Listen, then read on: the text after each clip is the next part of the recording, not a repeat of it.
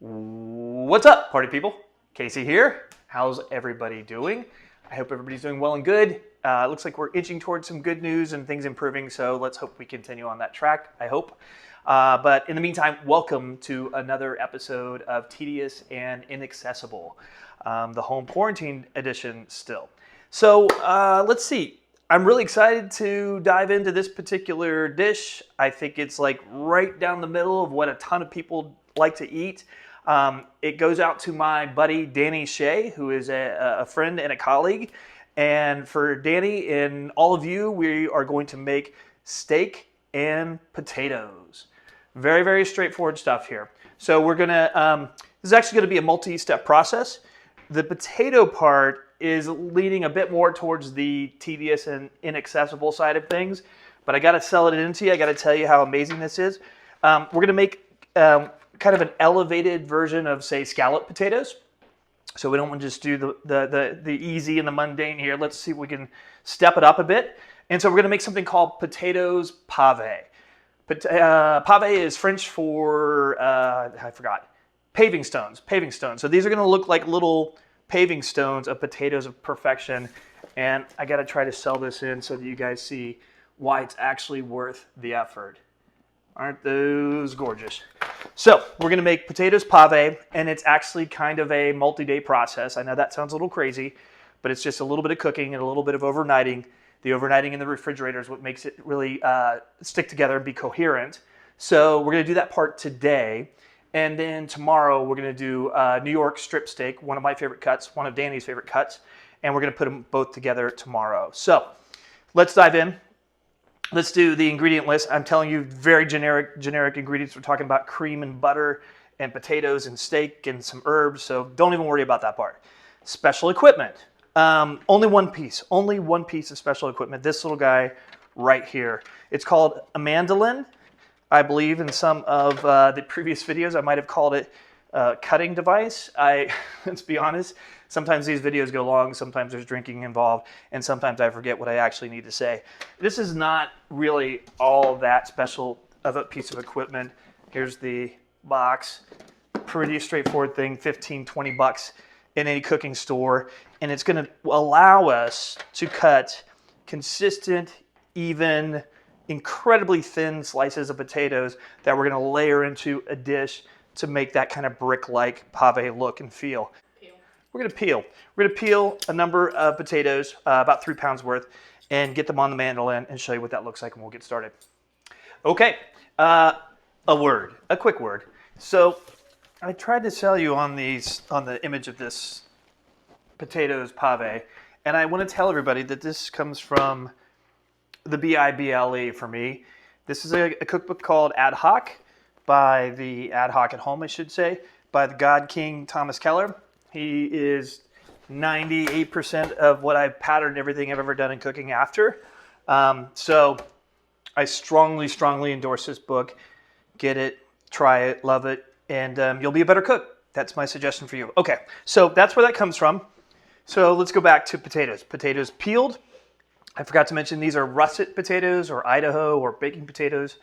Pick your naming convention there, but that's where they are, and they are peeled. So here's what we're going to do. Dylan, come on in a little bit closer, please.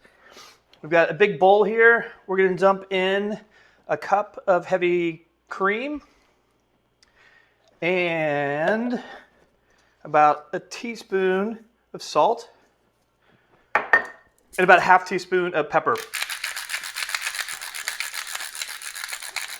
My loud pepper cranker.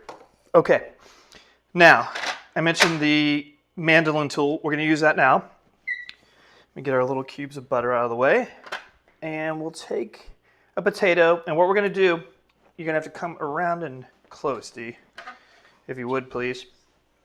I got one started as a test, but I'm going to start fresh here, and essentially we're just going to do a quick cut lengthwise on one of the potatoes so that it sets evenly on a surface like that, right? Now, we've got our mandolin set. We've got different choices here, and we're gonna go super thin, still coming at you, at 1/16 of an inch. And I'm gonna have a little bit of a confession for you. We're gonna really crank these guys down. There's a very sharp blade in here. and it's set at a distance at 1/16 of an inch to create 1/16 of an inch slices, right? The issue is it takes a little bit of elbow grease, a little bit of grind to push down here, and my shoulder's kind of tweaked out, so I'm having a little bit of a problem with that. But let me show you ideally, can you see what we're looking for here? That is a pretty thin sliced potato, and we want a bunch of those. So my advice is you get two things. You can put your hand on top and lean into it and push it down the slide. Okay? Back and forth, back and forth. The other thing you can do, these mandolins come with kind of a gripper. You can see spikes come up in there. And this is a good tool to keep you safe and not running your hand once it gets down to like very little potato. And you can do it that way as well. And again, the goal is for nice, even, consistent slices. I lost my stand, but we got some good slices out of it. Once we get those slices, we're going to toss them right into the cream. All right, and I do a little bit of QC along the way if I didn't get much out of it, or I blew it, or it wasn't even enough, like this one's garbage, that's no good. This I could use, that I could probably use. So I do a little bit of QC, and I also do more than 3 pounds, because the world is an imperfect place. And I would love to get 1/16 inch slices every single time, but it's not going to happen. So I usually get more potatoes to make sure that it's filled up in the cream. So I'm going to move through the remaining potatoes. I'm going to get them in the cream. Every couple of minutes, I'm going to get my hands in there and move them around so that the slices are very well coated with cream to prevent them from oxidizing and turning brown, because we want a nice white potato at the end of the day here. So I'm going to move through all that, and we'll show you what that looks like at the end. Okay, here we go again. And Dylan, come on in. Look at this creamy, dreamy, super thin sliced potato bowl. It went pretty well, in full confession. I wound up trimming more potatoes than I needed and adding a little bit more cream and a little bit more seasoning, salt and pepper. So this is a beautiful bowl. Hopefully that will give us everything we need to work with. Dylan, come on tight again. So this is our dish. Come on in, D. So we're going to take half a tablespoon of butter, room temperature butter, and just get it smeared around all the edges and the bottoms and the sides, etc., etc., etc. All right, I think we're in good shape there. And now what we're going to do is take a couple of sheets of parchment paper. This one's been kind of pre-cut to fit on the bottom and run up the sides, so I'm cool with that. And then we're going to take another sheet here. This one's meant to be longer. So if you are able to locate that magical 10 by 6.5 by 3 inch high dish, then you just need to know that the second sheet you're going to cut is going to go 5 inches longer on either side, which is what I've got going on for this guy. Because these longer pieces of parchment paper are going to wind up being our handles to manage everything once it's cooked through. Take the remaining half tablespoon of butter, and that goes on the inside of our parchment paper. So we're going to get that smeared around.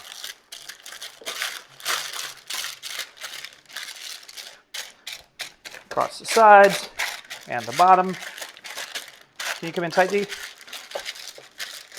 Because the other thing we're going to do, I don't think we got a good job of getting up that side. There we go. So see, it's a nice, in this case, a nice tight square that is well lubricated with butter. And then I'm going to wash my hands a little bit here, just really quickly, so that I can get my hand into the salt urn and lightly salt the inside as well. Okay, boom. Same thing with a few cranks of pepper.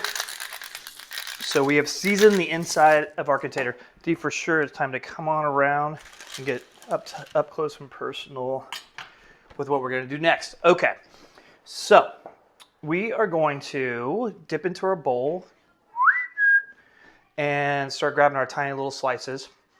And again, the world is an imperfect place, so I'm not going to find everything I need perfectly fitting. But the goal is to grab these slices. Are you real close in there, D, so you can see well? Awesome. I'm going to try to create a layer that pretty much intimates a perfect line across all of my square angles here. So I just want one layer deep, but I am trying to create that perfect line. And hopefully I've got lots of potato to make that happen.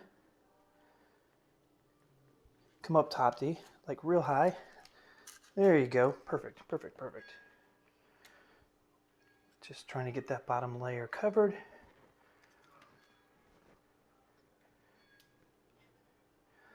If you were crazy OCD, and usually I am, but I've done this a couple times, so I'm going to get a little sloppy.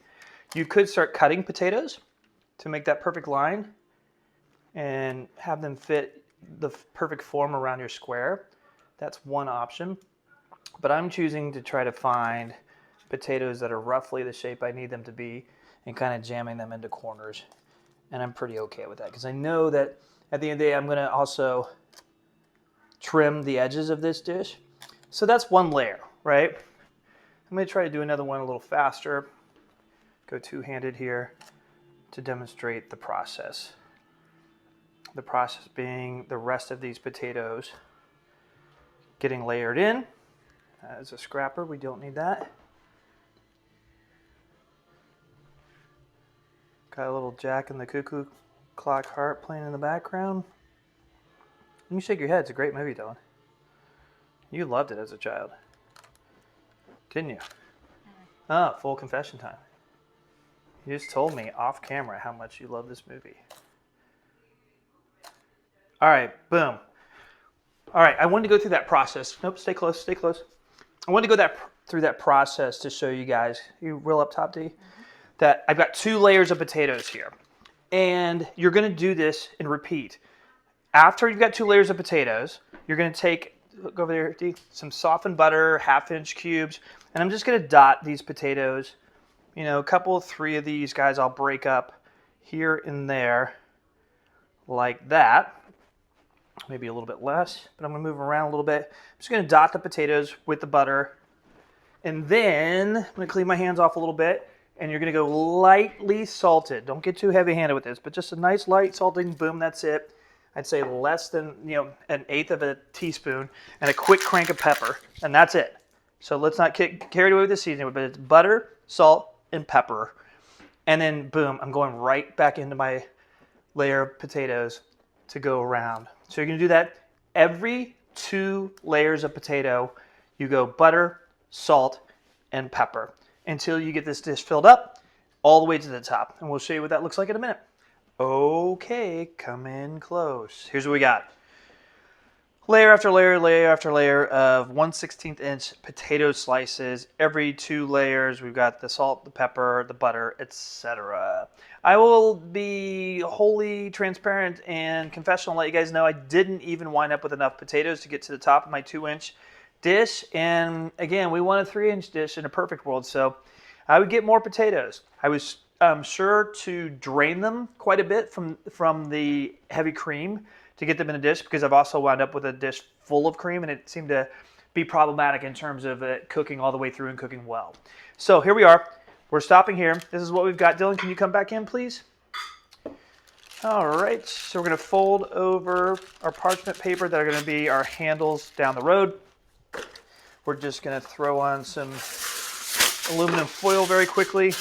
That's going to help the potatoes steam a bit as they're cooking, which will be a good thing for us. The oven is 350 degrees and it's going to go in for 1 hour and 15. You're going to test it with a fork to make sure it's cooked all the way through. And then we'll have another process where we let it cool down, get it in the refrigerator overnight, and then we'll get it on its way tomorrow to get heated back up with some herbs and some flavor with the steak. It's going to be great. So let's get it in the oven.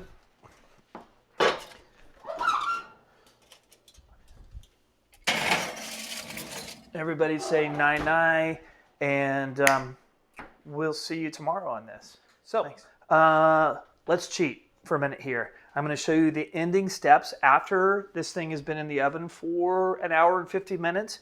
I yanked it out about a half an hour in because I want to show you the final steps because I'm tired and people are getting grumpy around here. So I want to wrap it up. So what will happen is this is 1 hour and 50 minutes later at a 350 oven. You'll pull it out. You'll test it, make sure it's cooked all the way through. and then you're gonna let it cool for 15 minutes. Then you're gonna get a little piece of cardboard that fits inside your dish. So this is an 8x8, so I cut this to about 7.5. You're gonna take your piece of cardboard, you're gonna wrap it in some aluminum foil, and you're gonna, after 15 minutes of cooling, you're gonna set that bad boy within the dish, and you're going to grab a couple of cans of food and set it on top to compress. You will then let this guy come to room temperature, which will probably take another half an hour to 40 minutes. And then this whole scenario with weights on top goes into the refrigerator. Into the refrigerator for 6 hours and up to 2 days. And then we're gonna take it out tomorrow and make some magic. That's it, folks. We'll see you soon. What's up, party people? Round 2, here we go. So we're back. The next day, change of wardrobe, full turning of the sun. So this is actually the next day. We've got our conglomeration here for the potatoes pave, fresh out of the refrigerator with food cans on top. So we're going to prep this guy, but as you can see, it's coming together, right? The potatoes pave is going to turn out amazing. We've got these really 2 beautiful pieces of New York strip steak. And what we're going to learn at the end of the day here is that we're going to wind up using the same basting technique to finish both of these off. And it's going to be filled with flavor. And it's going to be great. So remember, we've got our little cardboard piece. We've got our aluminum foil wrap. And then below that, we should find, our quote-unquote handles, parchment paper handles. Right, that's looking pretty good. I like the color up there. I think we got a little darker on the bottom, but we'll get a look at that in just a minute. I'm going to take a palette knife. Nothing too special. You could use a regular butter knife. But I'm just going to get behind the parchment paper and loosen it up a bit. The goal of this step is essentially to get it out of its container and get it carved up into suitable pieces. There we go. And also to then let it rest, or rather come to room temperature for about 30 minutes.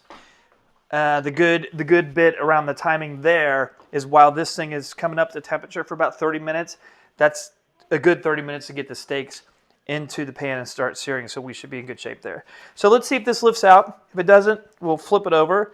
But that was pretty good. That lifted up pretty well. All right, get rid of our container here and peel off our parchment paper and see what we are going to find here.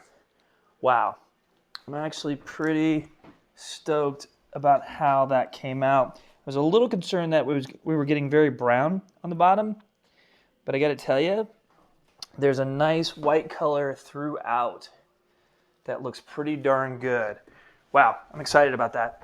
Cool. So if you'll recall, we had a 2 inches deep or high and 8x8, so we have a perfect square.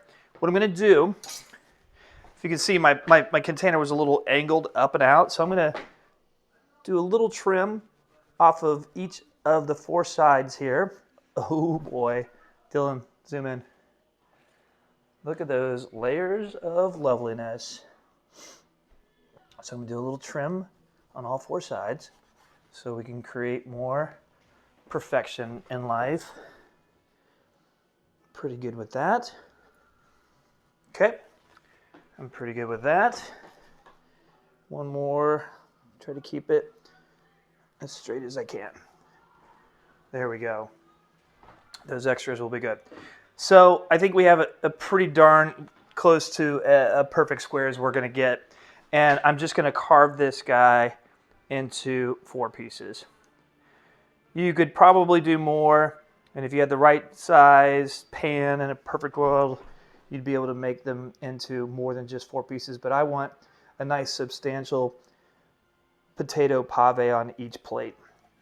So I'm just going to do 4. I'll lift them gently. Where am I going to get my grip here? Here we go. Away from the parchment on the bottom. There we go. There we go. Just gently try to handle these guys.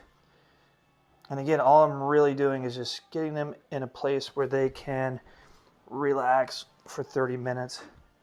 Dylan, get into that. Is that the craziest thing you've ever seen? All those layers. So that's it. We're gonna let these guys hang out for 30 minutes, come closer to room temperature, and then we're gonna start our preparation on the steaks. Back in a minute. Okay, so coming close, D, to the potatoes pave. We made an executive decision off camera. I formerly had four giant blocks of potatoes pave, and it doesn't allow for what I want. If you zoom in super close, D, you see all those layers. I want that on the plate. If you care about visually how it's going to look on the plate, and I do, then I think this is the best move to cut these into smaller pieces so that ultimately when we drop them into the pan, we're gonna cook them on the top and the bottom, and you're gonna be able to see all those layers across. And I care about that visual because it's stunning and it tastes great, and that's kind of my favorite thing in the world. So that was a quick explanation on why we have smaller pieces, because we want them to be cooked in a way that's also visually appealing. Okay, let's talk steak.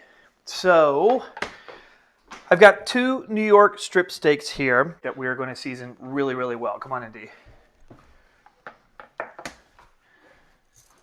Okay, so just to demonstrate quickly here, we're going to go with some heavy seasoning because I'm essentially trying to create a salt crust and a pepper crust.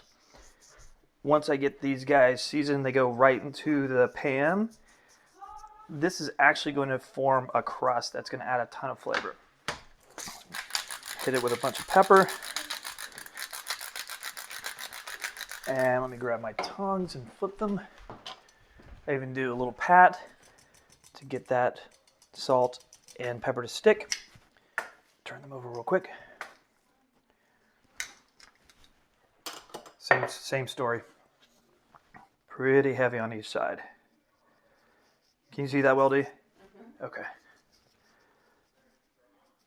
Boom. All right.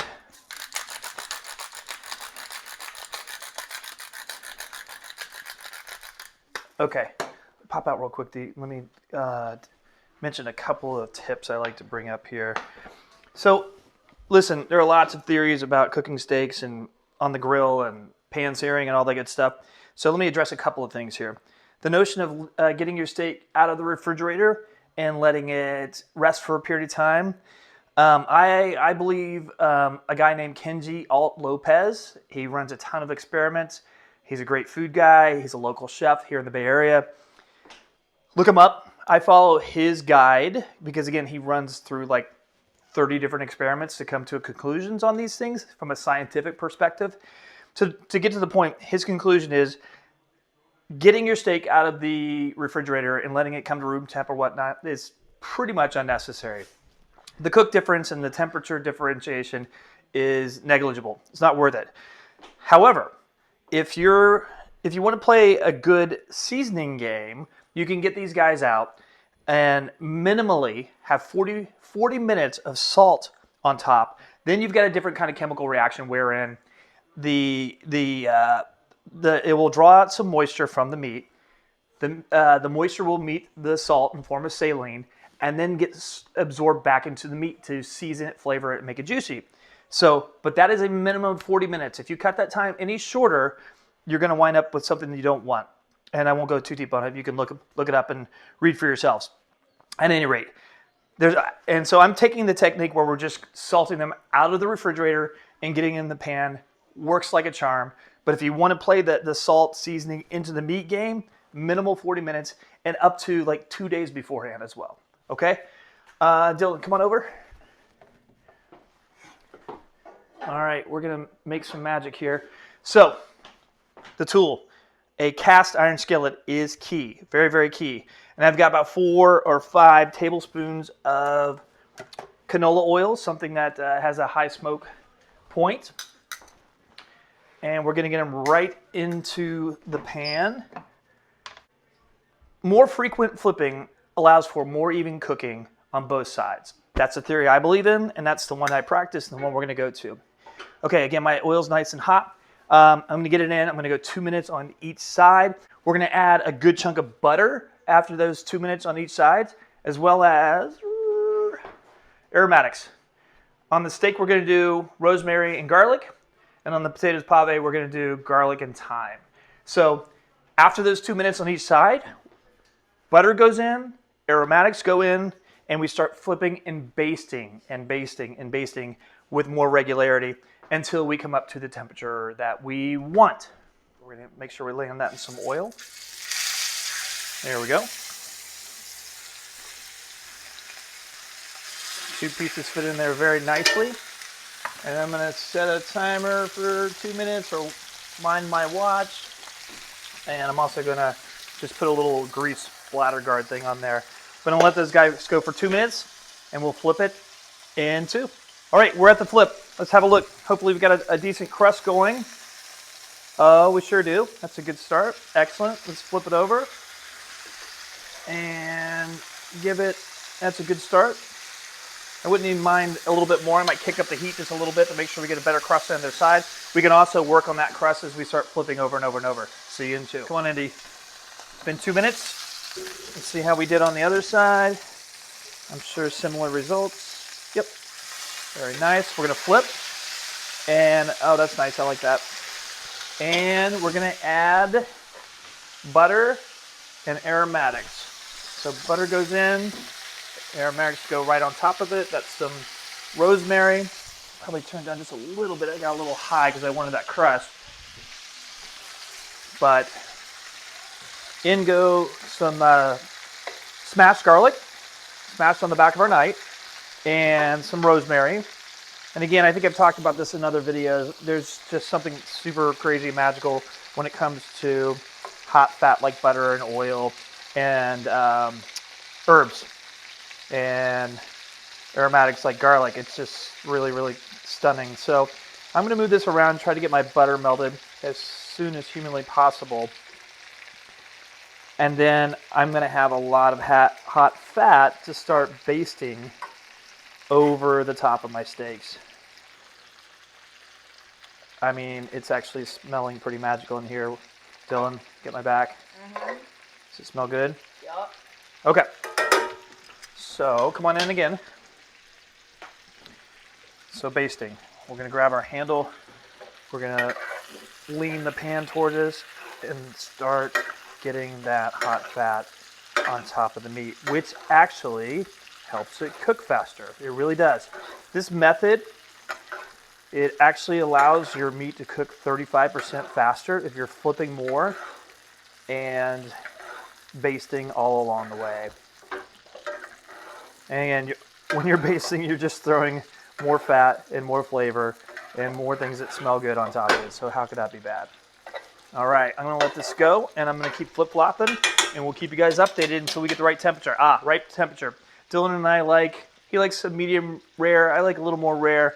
So we're looking for a 130 in this case, which is a solid medium rare.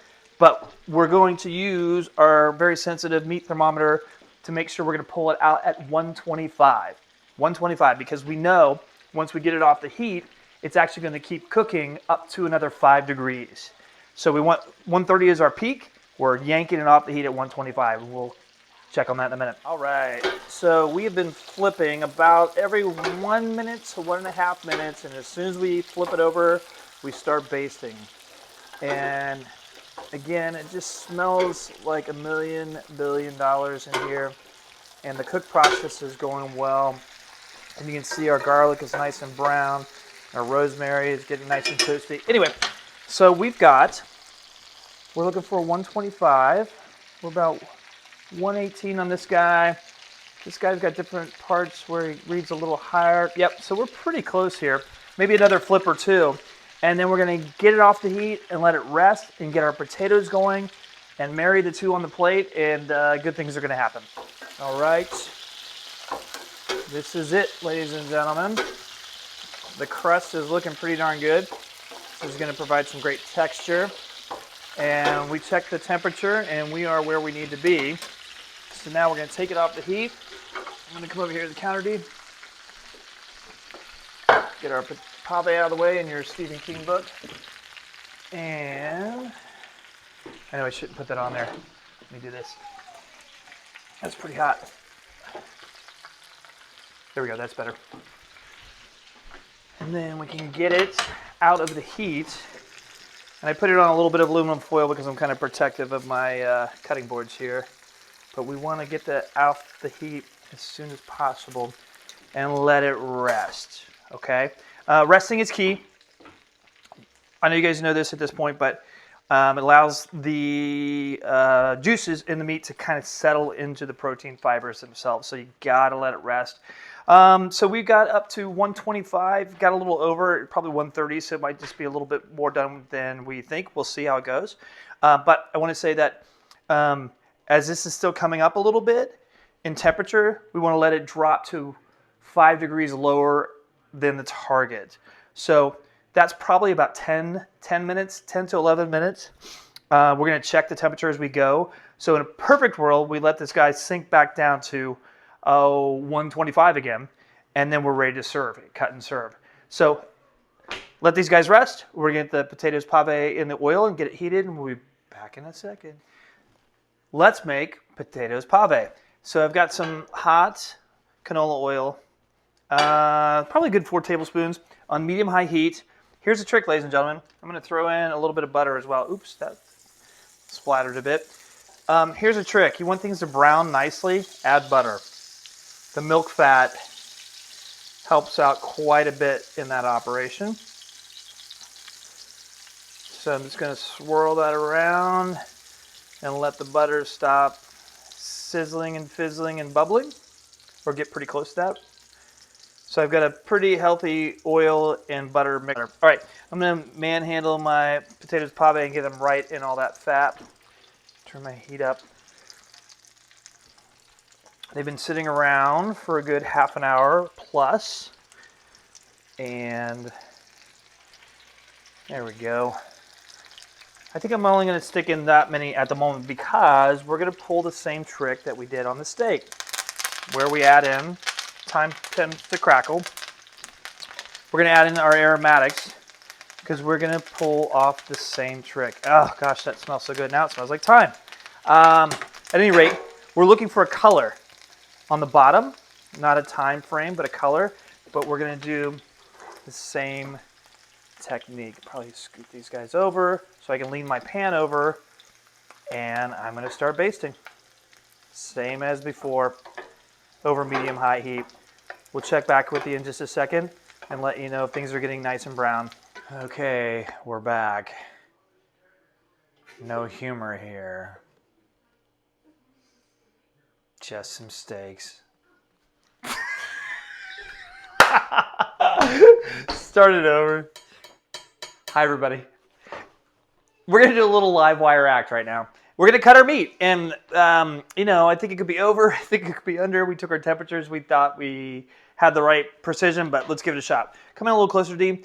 I think the obvious thing we're going to see is that in the thinner parts, it's going to be kind of a little overdone. And the thicker parts, it'll be hopefully perfectly done. But let's cut it up and see what we get. Yeah, very done on the end here. And then we're getting a little better towards medium rare. That's more medium well. So I think our bigger piece is probably going to be much closer to medium rare like we had hoped.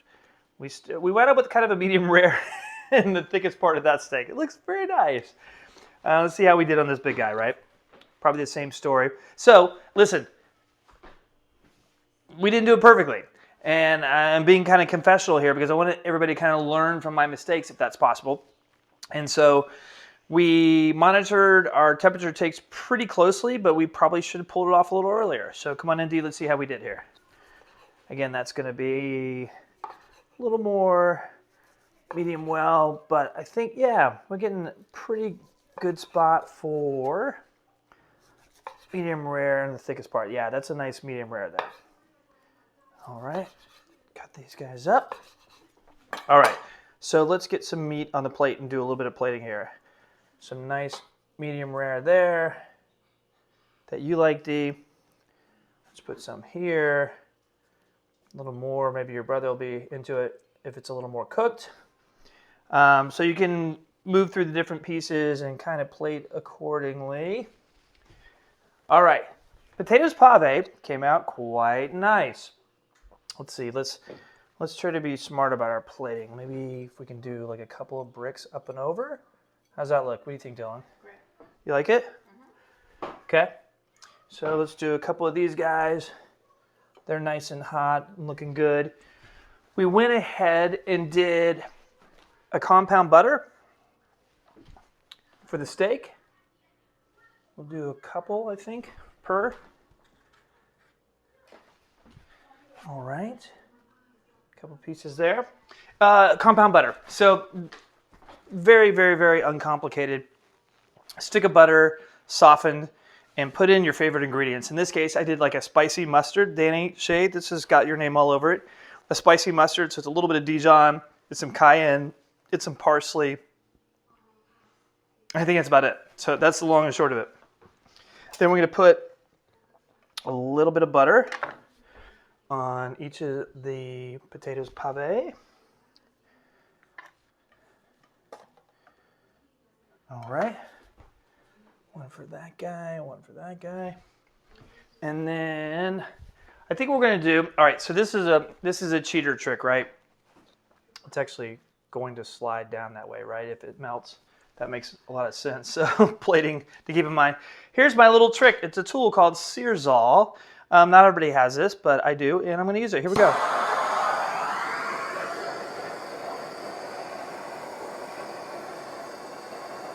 Melt our butter a little bit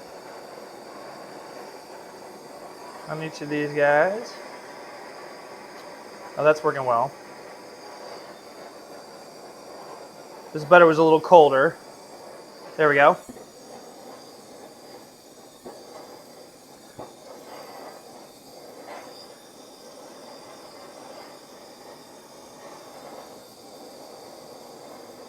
But they're on their way. Nice.